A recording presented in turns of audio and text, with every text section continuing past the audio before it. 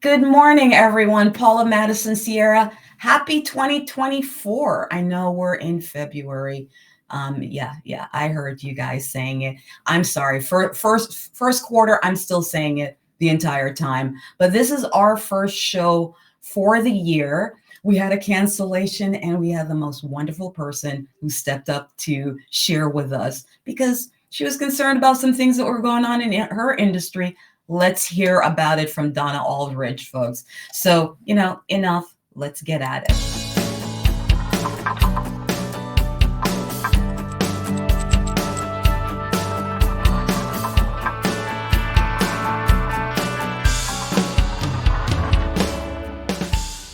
Good morning, everyone. Paula Mattisonsierra, Power Marketing SF, and your host of 10 at 10, back for 2024. I can't even believe I'm saying 2024. Anyway, this morning I have with me Donna Aldrich, mortgage consultant.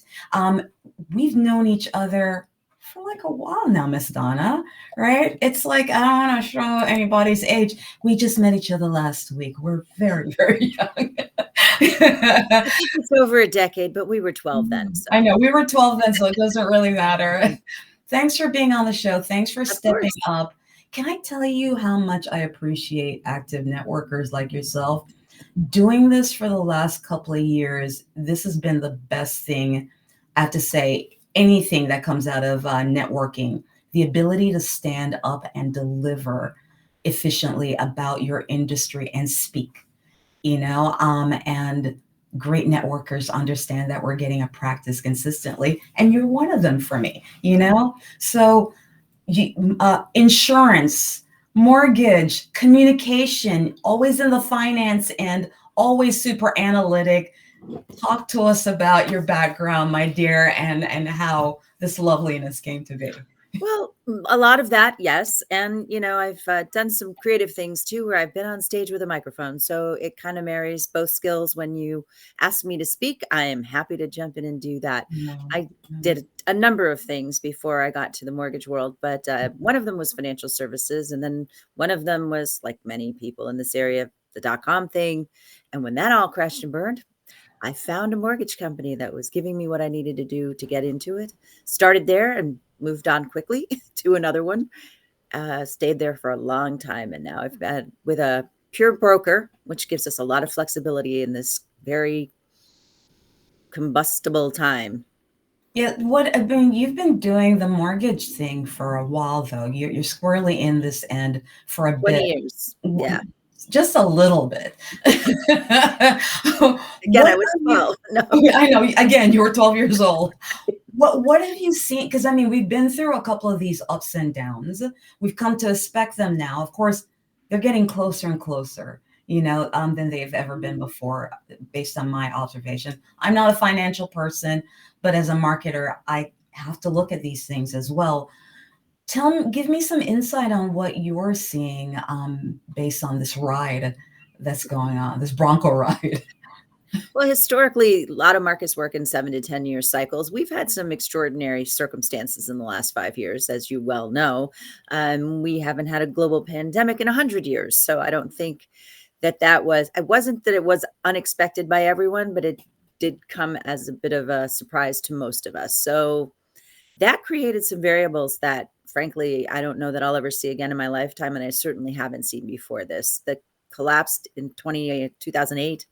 That was internally created. That started on Wall Street, but this started with a lot of external forces. And then we have now several conflicts around the world, in fact, affecting supply chain issues. All of it works together to impact the mortgage market, but just in varied ways and sometimes usually unpredictable ways. We always say in my business, bad news for the economy is good news for rates. So that's sort of held true sometimes over the last 5 years and a little bit more recently, but there's a lot of factors at play. Let's just put it that way. Are you seeing any change on the horizon? You just said that, well, when things are like this, usually it's a good thing for your area. You're able to offer a lot of great options for home buyers and existing owners, right? But Well, those things impact rates usually in certain ways. One of the things that's been a little bit out of character over the last couple of years is the way the Fed has behaved in comparison to the 10-year Treasury and the bond market. And this all gets very, very technical, but suffice to say, it's been a lot less predictable than it has historically. In terms of options, there are a lot more now. 2 years ago, every lender wanted to just do the 2 or 3% refi because it was shooting fish in a barrel and didn't want to get into anything exotic, anything extraordinary, solve any really big problems. Now I can offer anything from a HELOC to a reverse mortgage and lots of variable options in between. So it's nice in that regard that there are plenty of solutions out there, things that weren't really prevalent or even found anywhere before. You just kind of perked my ears up to something. What should people be looking out for if they are thinking about working with a mortgage broker? What are some of the things that their ears should, besides, I've been doing this for a while. I'm hearing variety. I heard of a few things kind of rolling off in your sentence just now.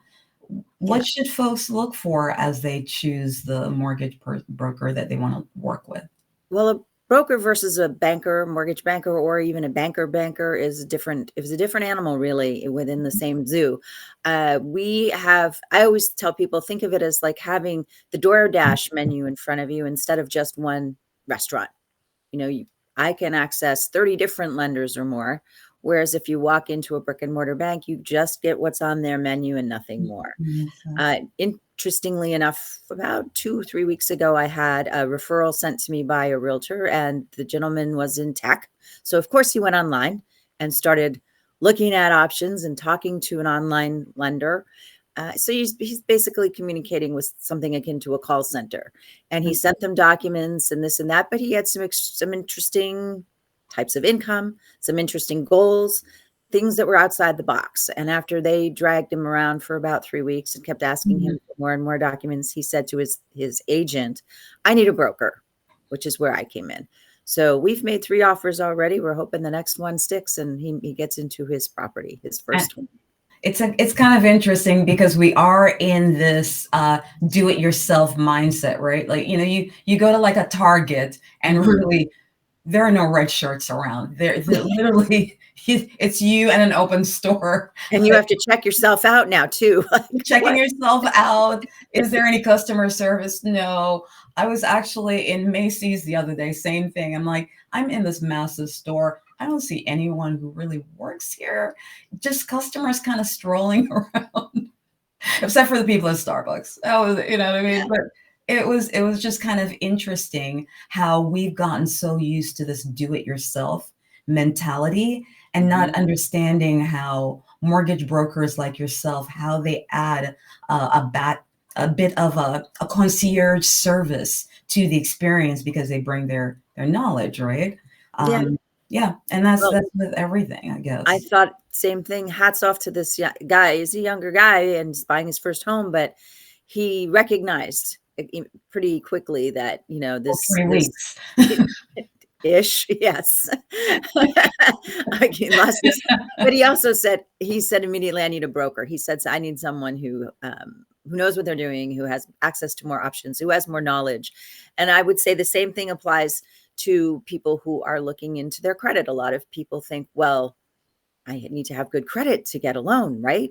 And the answer to that is most of the time, and basically yes, for the best kind of loan, but people will do things to fix credit problems that will make them worse. And so that's one thing I talk to people about a lot is don't do what you think will work. It probably won't. Call someone who knows what they're doing. Listen, I did this big error. I remember I was 25, because you know my backstory. By that point, I already had I was in my second business and now I'm working corporate, and all mindset was, oh, pay off these credit cards, get rid of them, clean them up. Mind you, I had them since I was like very young. And so imagine that equity, that history. And I'm like, and I loved it when I called to cancel. The guy was like, "You want to cancel your card?" I'm like, "Yeah, I paid it off. I want to." I'm doing the right thing without asking a mortgage professional, and actually, by the way, I see it on my side as well. I mean, especially now in the era of do-it-yourself technology, Mhm. people don't understand that 25 years of experience, I can look at it like that, get it done without any skirting around and figuring it out. I understand the numbers like you understand the numbers. So let's Yeah. roll into the numbers. What is a FICO score exactly? I know Well, there are three bureaus that we're dealing with. Um, Talk to me.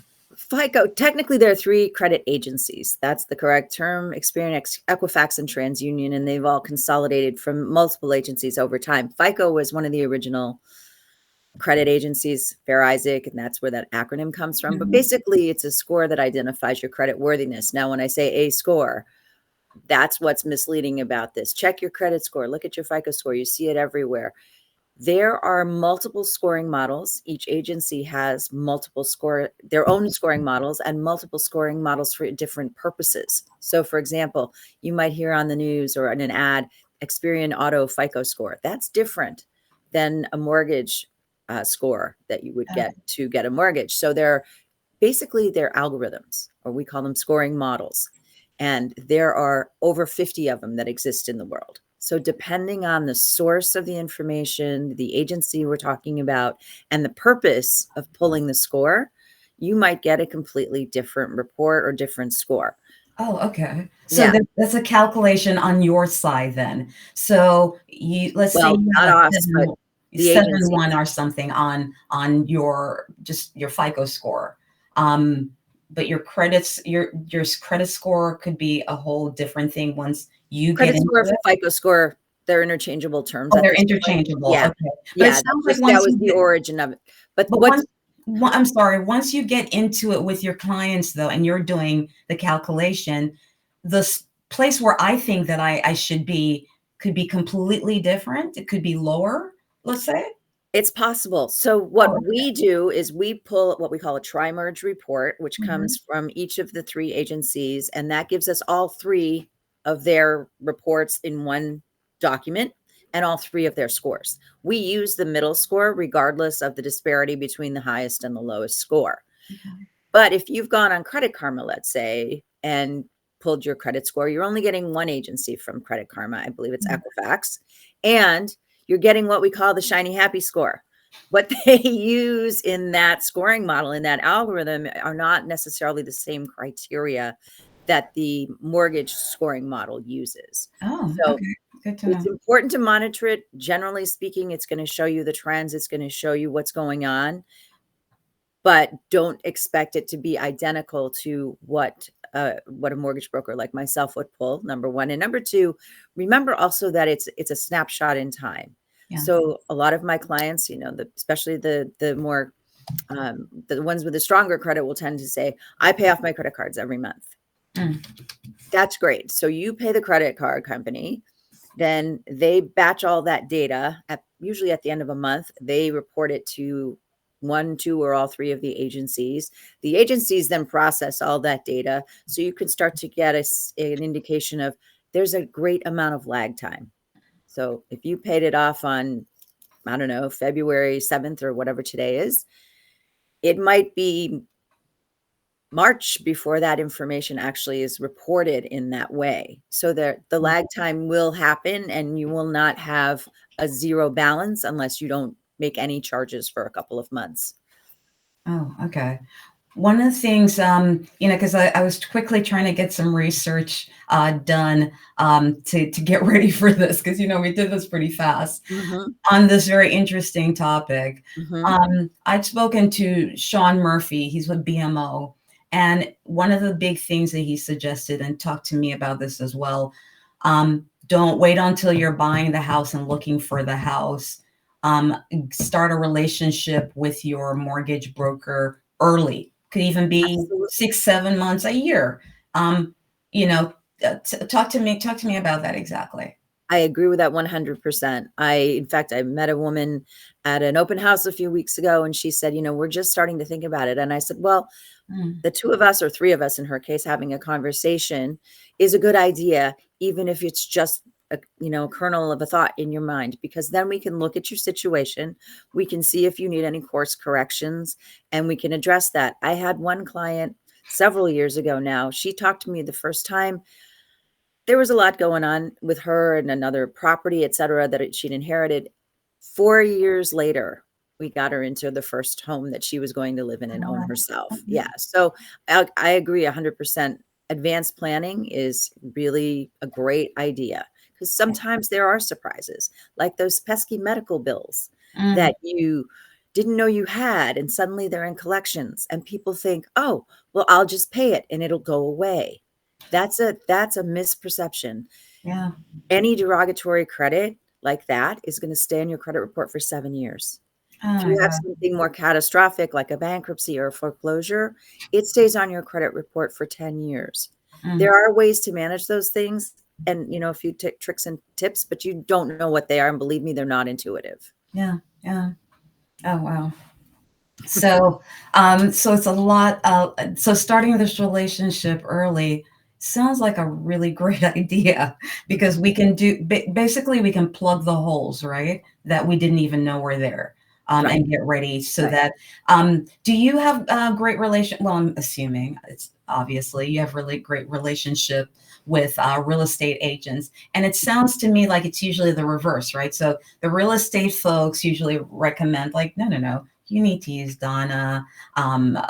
Have an independent broker with you on the journey. But it Yes. sounds like we should probably flip that and start early with you and go on that journey, and have you introduce. It should be the reverse, but everyone wants to go look at the house, right? Most people just like start looking at houses and don't know exactly what the steps are. So the realtor advises them. But yeah, the real ideal order of events is to get pre-approved and then go to a realtor and then start looking for homes. But like I said, most people don't do it that way, and that's fine. The realtor will send them back to me and we'll get them started. And sometimes they can't purchase right away, and sometimes they can. Just depends on their circumstances, but that's what we're evaluating to see how soon are they ready and able to make a purchase. Okay. All right. Well, I guess moving along, so, sorry that I got like kind of in this little area, but it just you kind of blew my mind with the numbers and really what because I do look at the shiny number. Don't judge me out there. I do. It makes me happy. It's how often should I be looking at this though? I mean, will there be an issue if I'm doing it too often? Besides the Credit Karmas of the world, are there other ways of besides, I guess, going to all three, and checking the number? If you have a monitoring thing, I even have Credit Karma. They send me little emails, and I chuckle at them sometimes, but sometimes I'm like, oh, okay. And it's a good just way to track. But I think I made that point because what you get from one bureau and what you get from them won't be the same scoring model. It simply won't be the same number because of timing and because of the differences in what they factor into the algorithm. There was something else you said, and it just jumped right out of my head. But See, that's okay, because this morning, and we just had our coffee. Don't judge. Let me ask you a question though. Okay, so if I start this relationship with you early, obviously we're going to be doing a periodic checking to see where we currently are. Won't that also hurt my That's it. That was exactly the point. Okay. Your inquiries that you make, you did it. That you make have no impact on your score. People often worry about too many inquiries. So a couple things. One is the ones for your own personal monitoring do not impact your score. When you're doing mortgage inquiries, they bundle them. So if we have to check 2 or 3 times, it's not going to impact your score in any meaningful way. So those and they're really pretty nominal points, to use the word we use in the system, points that are dinging you, but it's not significant. It's not like you made a 60-day late payment on your mortgage, or you filed for bankruptcy, or whatever. Your credit card was closed because you didn't make any payments. It's minor compared to any of those things. Well, I guess let's move on to the role exactly that credit plays in the mortgage approval process. Okay. Um, uh, let's go a little bit deeper on that portion of it.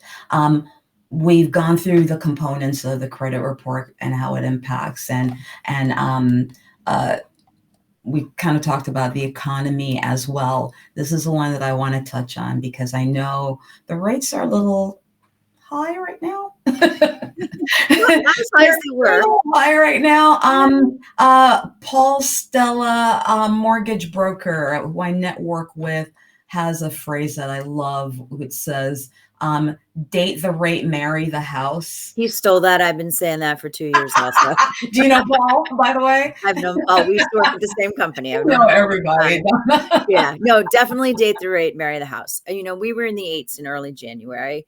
30-year average went down below 7% last week, but this week it was 7.04. So again, like I said, all of these factors, and the Fed met last week, and Jerome Powell, instead of saying, oh yeah, we're going to lower the Fed funds rate, because remember, the Fed does not set mortgage interest rates, but what they do impacts the bond market, which is how mortgage rates are driven. So when he says, oh yeah, we're not going to lower the Fed funds rate anytime soon, then that sends the market into, a little bit of a concerned mode, let's call it that. And that's what happened in the last week. So the last 30-year average I saw yesterday was, and again, nationwide average. Usually they're comparing purchase mortgages with 20% down and perfect credit. So take that average with a grain of salt, but 7.04.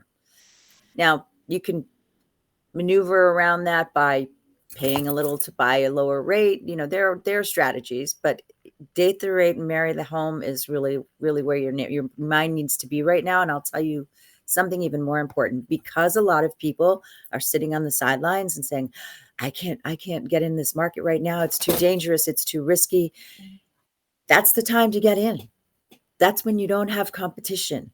That's when you find a home you like and you don't have 10 offers. Maybe you have one or two or three. So you got to be a little counterintuitive. It's like Warren Buffett always says, when everybody else is selling, I'm buying. When everybody else is buying, I'm selling. So steal yourself and get in the game. We kind of touched on this just a little bit earlier when you said, oh, there's some great places out there for your credit. And I love that you said that, yeah, this is a service that I have all the time. It monitors. I see things popping up really effortlessly all the time. And it makes me smile sometimes, but at least you have that general, right? Yeah. What's the role of consumer credit counselors and financial planners in this realm?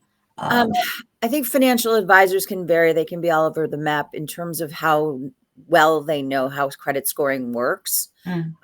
But they will typically be telling you to pay off those expensive credit cards. Typically, mortgage credit is different than consumer credit insofar as there are tax advantages. You're taking care of your dwelling with something you own, and you're leveraging your own money when you have a mortgage to purchase a home, as opposed to consumer credit, which is just basically expensive debt. Now, when interest rates went up, guess what? So did rates on credit cards. There's some credit cards that are 25, 27%. So a financial advisor is going to speak to it from that perspective. In my experience, consumer credit counseling, be careful. Most of those nonprofits are owned by one of the credit agencies. Oh, wow. And they end up showing up on your credit report like a bankruptcy in some cases. So they can be dangerous because they're going to consolidate consumer debt. They're going to try and lower your payments. They're going to try and get them to forgive some of it, which sounds good on paper, but when it shows up on your credit report, it doesn't look so good. Oh, wow. I love that. Oh. That's interesting because I've heard of, again, when I was in my, I was aggressively like, I'm getting rid of stuff. It was this plan. Exactly. Right. When you told me you closed 25-year-old credit cards, my heart sank. It's one of the major. Well, not 25 year, but I was 25 year old. So at that point, there were maybe about 7 years, in, because I remember I had a business. So I had 2 credit cards and But I love that when they spoke to me about it, the agencies that I call and the banks that I call, they're like, "Are you sure?" Because of course they just assumed that this young kid knew what they were doing. Like they didn't want to judge, they're like, okay, but you can keep it open. I mean, it could just be zero for now. Like, no, I'm thinking I'm doing the right thing. I'm doing my You are. civic duty. A There lot were of two people think that. cards that were like legitimately, I wish I just kept them. Yeah. It was just, yeah, it was like, ugh, until someone was like, no, stop. What are you doing? That those algorithms that they build that have to 150 up to 150 different elements in them, there's an overriding element of history. So the older your credit gets, the longer your history is, the more you build your score. And that was the error that you were unaware of making at the time. I have an older couple, they're in their late 60s. They have one credit card. And I looked at 4 others that they just over the last 10 years closed for no reason, had the same thought as Old you. school. It's old And school. well, I was raised by a debt is depression era bad. baby. Yeah, debt is bad. Debt is bad. You can have a credit card without having debt. If you don't want to use it, throw it in a drawer and just leave it open. Use it once a year to keep it active so that the creditor doesn't close it on you. But yeah, you don't have to use them constantly to have them. You have to have them to have credit. So Expand on something for me. You just said something that triggered me. A long time ago, someone spoke to me about debt, and he's like, "Bad debt, good debt."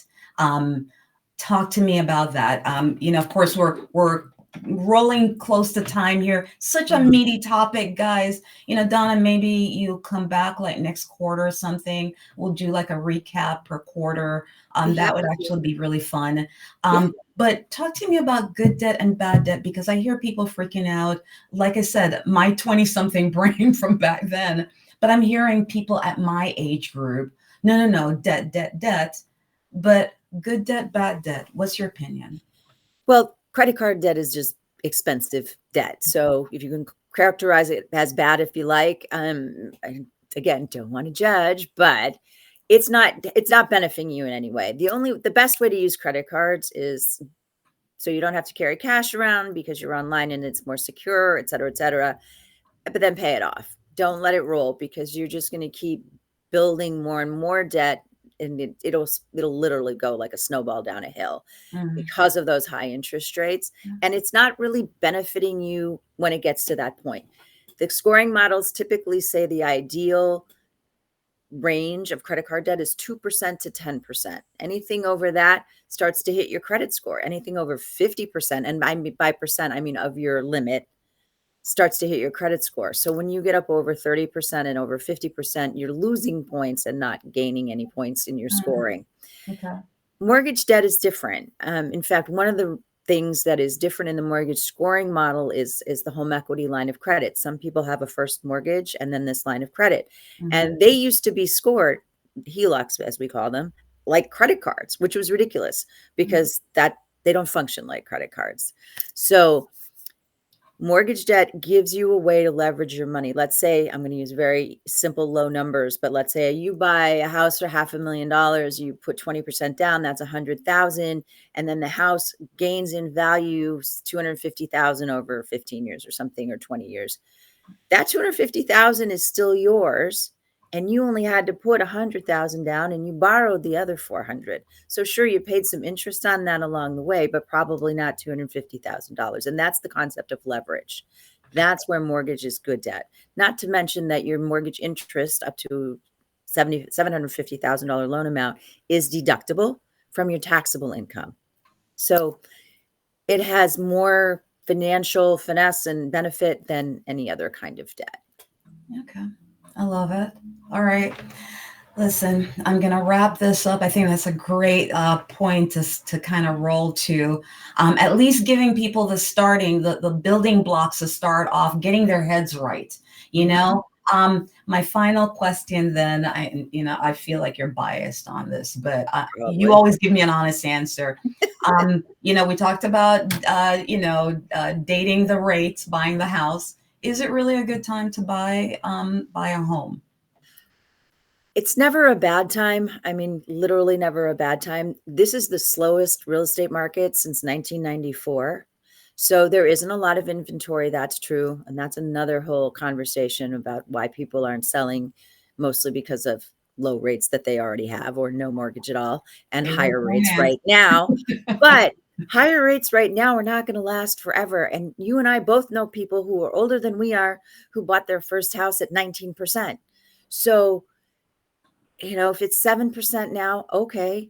Yeah. In 2 or 3 years, you refi down to something lower, 5, 6, whatever we get to. We're not going back to 2 or 3. Don't even fantasize about that. But you're building equity while you're suffering through, if you will, that slightly higher interest rate. You're building equity. You're not paying somebody else's mortgage by paying rent, and you're getting the tax benefits. Along with whoever doesn't remember or whoever wasn't in the game 3 years ago, homes were getting 15 offers on them, and you had to bid up and bid up and bid up and bid up. Right now, there are condos out there that aren't getting offers. You could get into without a lot of muss and fuss. Single family homes are still more competitive, at least in San Francisco, but again, not like it was. So yes, now is a good time. Get in while there's no competition or little competition. And as Marla from Sotheby's over on Lombard Street Yes. was, she was doing her 30-second infomercial yesterday. I was at their networking meeting. And she's like, listen, I do the range. And she's like, but let me mention one range. I have like a condo over in Marin for $490 something. Yeah. These exist as well. Consider it as you're getting in. I'm like, yeah. Okay. And there are condos in San Francisco in that range too, Oh, wow. in the 375 to 5 range. So you don't have to live there forever, right? Yeah, exactly. You could even date the condo, use it as a way to build equity, save some money, and then marry a house later. Just use it. Just use it. Just swipe on it. Just swipe. Just do it. People use the term starter home, and that's a good option right now for a starter home for sure. Well, Donna, thank you so much. I mean, how can folks reach out to you, by the way? Is it through social media? Is that a great way of connecting? You'll find me on all the major platforms. My name is Donna Aldrich, as you see on the screen, and you can find me. I have a business page on Facebook. I'm on Twitter, Insta, LinkedIn. Any of those will work. I'm the blonde one. I didn't notice. In San Francisco. Yeah. And listen, it's, my continued mission, everyone, is to continue to introduce you to people like Donna, everyday expert is what I've labeled them, and business owners who can share their experience and expertise to up-level you, both professionally and personally. We've done things on both sides. And I do that because my marketing can't work if my business owners' operations, including their personal, isn't working well. So thank you, Donna, for being on the show. We're back again Thursdays, 10 a.m. live on LinkedIn. So share it with a friend. We've been getting some great viewerships. Thank you for helping us on YouTube. Our subscriber rate has gone up so much. I'm going to close out the show, Donna, with one that was inspired. I chose it. Let me just say thank you for having me before you close. Of course. I really enjoyed being here, and I was happy to help. No, definitely. And like I said, I would love to do this again because there's so much going on, especially with professions like yourself and insurance.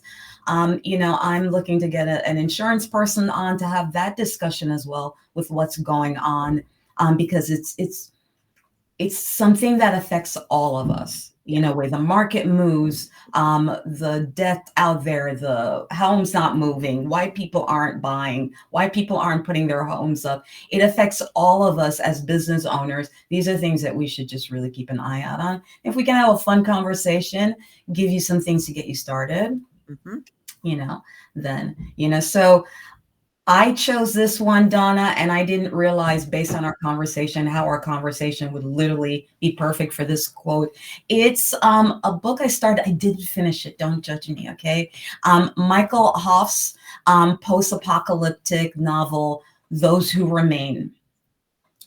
The one thing I got out of it, which I really loved, is this beautiful quote. Well, it's an in-your-face quote. Hard times create strong men. Strong men create good times. Good times create weak men, and weak men create hard times. Thank you, weak men, for creating the times that we have right now. It's Don't you muscling up know it? people like us. But thank you so much for being on the show again, Donna. Thank you. Thank you, viewers. Stay strong. Keep moving forward, everyone, and have a great rest of the day. Take care. Have a great day. Thanks, Donna. Thanks. Bye. And we're out.